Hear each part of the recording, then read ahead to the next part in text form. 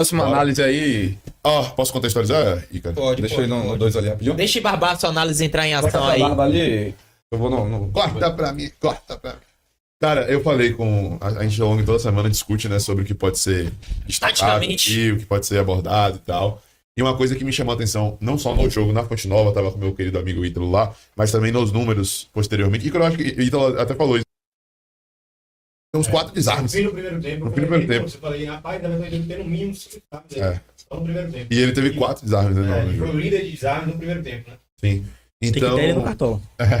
chama atenção, porque vai além de desenvolvimento de jogo e criatividade. Ele erra muito porque arrisca muito, né? A gente viu ele errar muito esse último passe nesse último jogo, porque ele tentou demais. esse Quem tipo de tenta passe. muito vai acabar É. errando muito. Porque... Então, assim, E o poder de decisão dele é difícil. E é diferente. Passes você vê que ele verticais, e outra, assim, no último terço do campo. e ele pode não é um errar. jogador comum, que Ele pega a bola e toca pro Ele lado. pode errar 5 desses últimos passes aí. Mas quem deu assistência pro gol de Everaldo?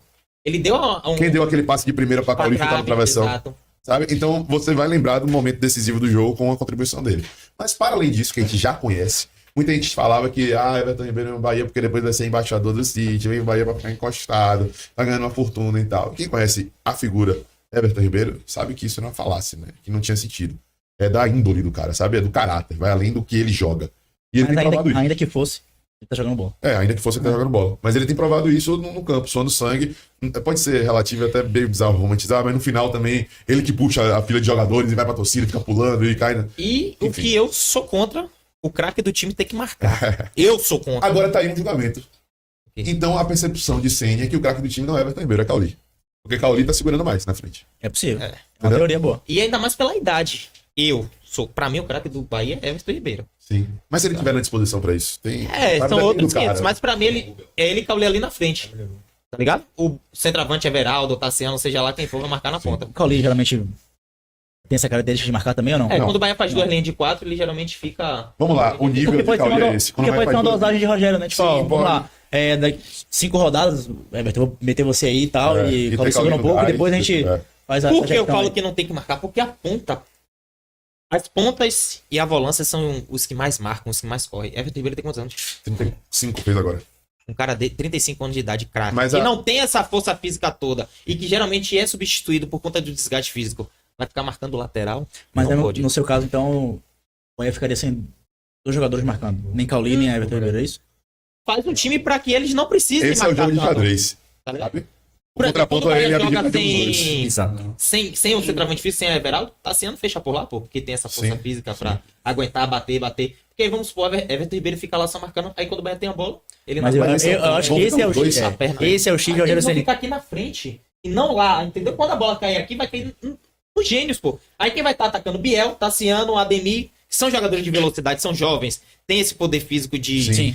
de romper, sabe? Cara, mas vou te falar, Everton Ribeiro, muitas vezes, ele, inclusive no gol contra o Náutico de Estupiã, ele que pega essa bola aqui pra poder fazer o jogo de transição. Entendeu? Então, Qual é o meu copo? em muitas oportunidades, ele realmente tá pronto pra poder fazer essa saída. Agora, eu não sei nem explicar o que acontece, mas ele naturalmente assume essa posição. E muitos dos desarmes de Everton Ribeiro são no meio campo, entre a linha de meio e volante do adversário, sabe? Dá play, minha produção. Ó onde tá Everton Ribeiro e pra onde ele vai fazer essa recomposição correndo. Lembrando que o Bahia tá defendendo aí, né? Sim, ó lá. Vai dar o bote e vai acabar fazendo o desarme. Desarmou, já foi. Novamente, ó lá. Vai conseguir dar um tapinha pra tentar o desarme. O bom que mostra também a disposição de Everton Ribeiro em Ó jogar lá, a aqui, bola né? entrou É no o meio de principal campo. do Bahia, Ó lá. Isso é porque assim, só pra fechar um pouquinho rapidinho, deu uma pausa aí, meu. Isso é muito raro, né? Só pra falar, uma pausa. O que é ser um jogador intenso? O jogador intenso não é aquele que corre muito, que o pessoal acha que o jogador intenso é o veloz. O jogador intenso é o que disputa, o que guerra, o que marca, o que tem o combate físico. Esse é um jogador intenso. É o que Everton Ribeiro tá demonstrando aqui no vídeo. Ele tá recompondo, ele tá disputando, ele tá desarmando. Ele não precisa ter velocidade. Se for pra ter velocidade, contrata o Zayn Bolt, pô. Sabe? E não precisa. Então o jogador intenso é esse, é o que marca, é o que Se for pra compete. ter velocidade, quem era titular absoluto era Ademir. Entendeu? E, não... Entendi. e olha ele lá fazendo a... Demito.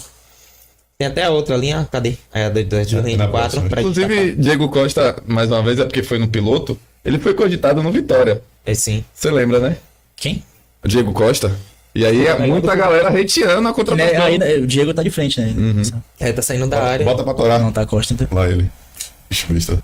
Ele largou a mãe, você nem percebeu o TDAH. Olha lá, e interessante essa recomposição de É agora na próxima. na Ítalo. próxima. Ícaro. Essa agora é lá. Dá pra mostrar bem, dá pausa aí. As duas linhas de 4, Tassiano, Jean Lucas, né? É. Alexandre? 19 aí, né? Cara, achando, né? 39 do segundo tempo, é. Jean Lucas, Alexandre, Everton Ribeiro, Arias, Gabriel, Xavier, Xavier, Canu e Juba. Juba que tá jogando Juba tá caralho, jogando muito. muito. Juba tá jogando muito. E aqui Juba na frente, é o jogador do Everaldo Bahia. e Você acha que Paulo. ele rende mais aonde, Barba? de goleiro, de zagueiro, de qualquer Porra, lugar. ele de joga pra lateral, caralho. acho que ele se encontra. E isso aí, lá, o 39 do segundo tempo, tá Everton Ribeiro na segunda linha. Essa aqui é a primeira linha, a segunda e terceira linha. Tá ele lá marcando o lateral, recompondo e fazendo o balanço defensivo. Bota pra torar. Bota pra torar no modo...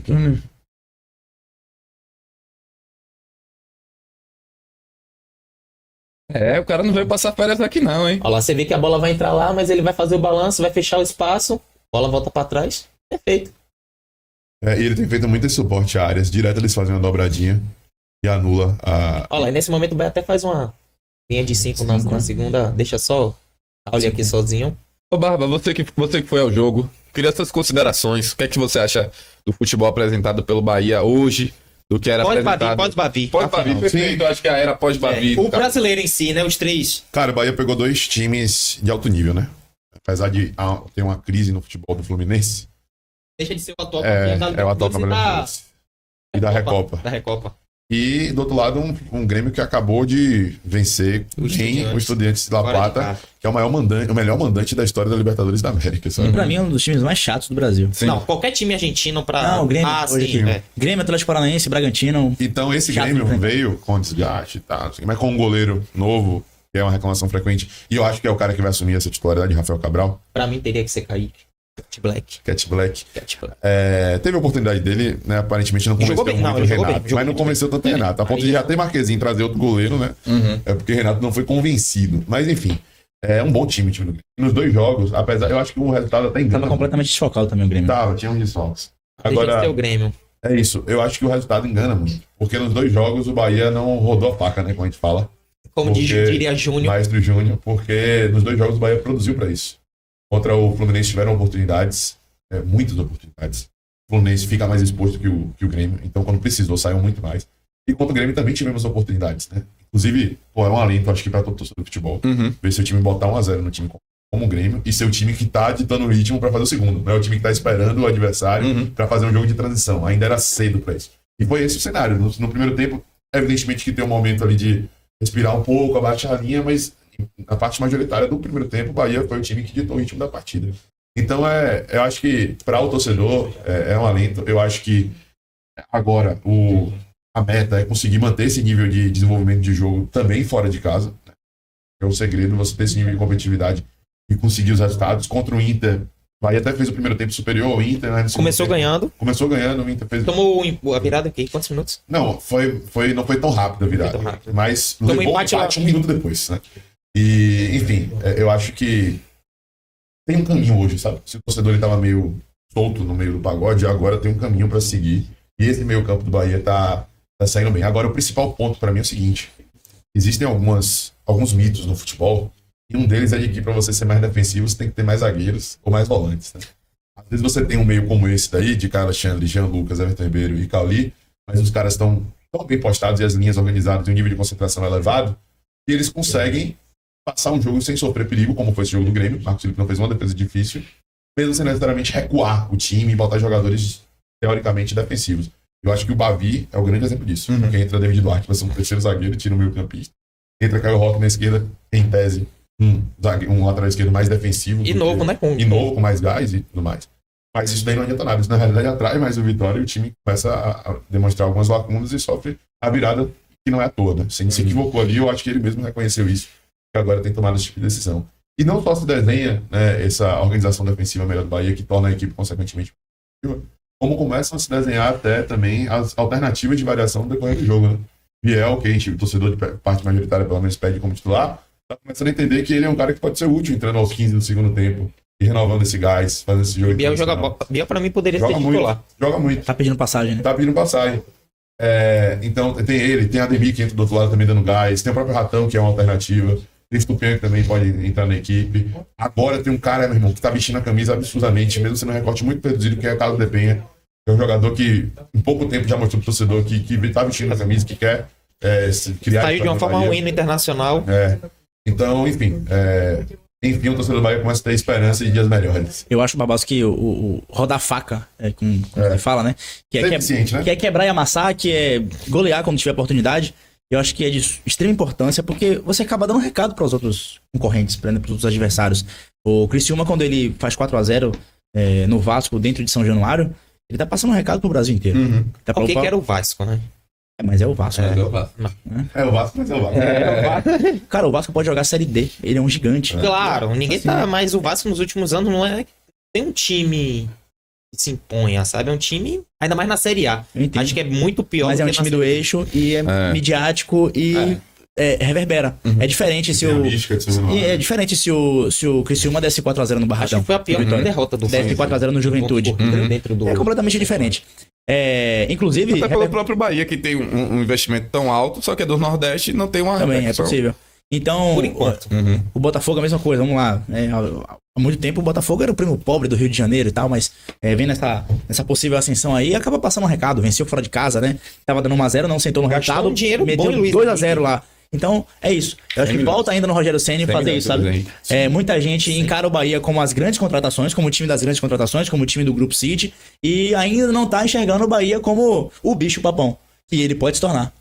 Eu acho que o Bahia tem muitas, assim, grandes possibilidades de se tornar... Pronto, Fortaleza. Que o Fortaleza fez com o Boca, independente do Boca ter ido com o time sub-15. Foi o Boca, foi o gigante da América. Não, o Boca não tinha... O Boca tava com o time reserva.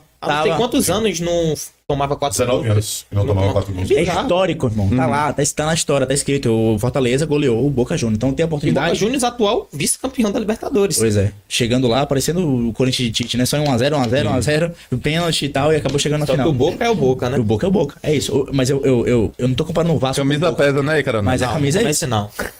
Mas pô. Mas é. Então, eu acho que falta muito. É que falta muito. Ainda falta isso no Bahia pra credenciar como eu tô pronto pra Série A e esse ano eu vou fazer história mesmo, sabe? Agora, claro, vencer de 1-0 e ficar ali no miudinho também pode ser uma boa, sabe? São 3 pontos. Não olha muito pra mim, não, sabe? Não tô goleando, não. Sim. Então, pode funcionar também. Corinthians foi campeão assim, né, cara? Ele... O Rogério falou uma parada muito importante. O Bahia fez isso no ano passado, rapidão. Sim. Contra o Corinthians. Sim. Na Neoquímica. Os 5? É isso, mano. Tem oportunidade, vai pra E o cima. Rogério falou depois, falou ontem, não. Saiu os bastidores, né? Mas falou antes. Sábado. E ontem saíram os bastidores. E os jogadores podem chegar onde eles nem imaginam. Aí ele falou assim: sabe onde a gente tá agora no campeonato? 4º lugar. Por que a gente não pode ficar aqui? Não impede. Então, às vezes falta acreditar mais em si mesmo, na capacidade que esses caras do meio campo têm. Hoje, Jean Lucas na coletiva, quando foi questionado. Pra mim é um dos melhores meio-campos do Brasil. Quando foi questionado sobre o meio-campo do Bahia, se Pititica perguntou se é o melhor meio-campo que ele já jogou junto. Ele falou que sem dúvidas era. E ele já jogou no Lyon, no Mônaco, no Santos e no Flamengo. Sim. Pititica perguntou pra Jean Lucas sim. se era o melhor meio-campo que ele já atuou junto, assim. E ele falou que era, porque reunia muitas coisas boas de diferentes. Qual foi o Flamengo que ele jogou? Flamengo, mas foi o Flamengo. Tá ligado? Ele jogou no Flamengo, no Santos, no Lyon, no Mônaco. E falou que o melhor meio-campo que ele jogou foi esse. Então, O Jean Lucas não é velho, então ele pode ter jogado já no na... Flamengo, irmão. Jogou? Ele pode ter pego ali Diego, Arão, no meio de campo. Que já era um Flamengo em reconstrução, né? Aquele Flamengo de campo bom, não era? 2015 Foi pra o cá. Flamengo de 2016. antes da Libertadores 2019. Foi 2017. Não, o Flamengo de 16 Ainda era o 16 pra cá, Flamengo- foi campeão de Copa do Brasil e tal. Era o Flamengo time de banana. Que não ganhava de ninguém. De Leandro Banana? Não, time de banana. Ah, sim. Jubilim.